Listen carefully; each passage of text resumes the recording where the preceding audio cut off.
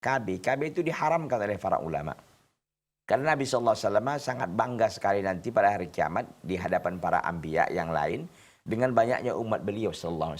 Fa inni mukatsirun bikumul umam yaumal qiyamah. Sungguhnya saya ini bangga dengan banyaknya kalian pada hari kiamat. Yang kata Nabi SAW, kita diperintahkan tazawwaju al-waluda al-waduda al-waluda. Nikahilah wanita-wanita al-walud yang banyak anaknya, al-wadud yang penyayang. Ah itu.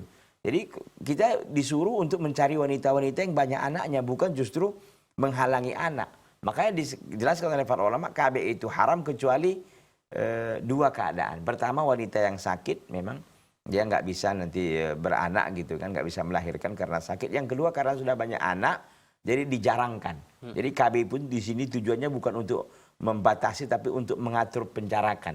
Itu aja, mungkin sekali setahun lahir, jadi mamanya, ibunya ini repot gitu. Jadi dijarangkan sedikit, gitu.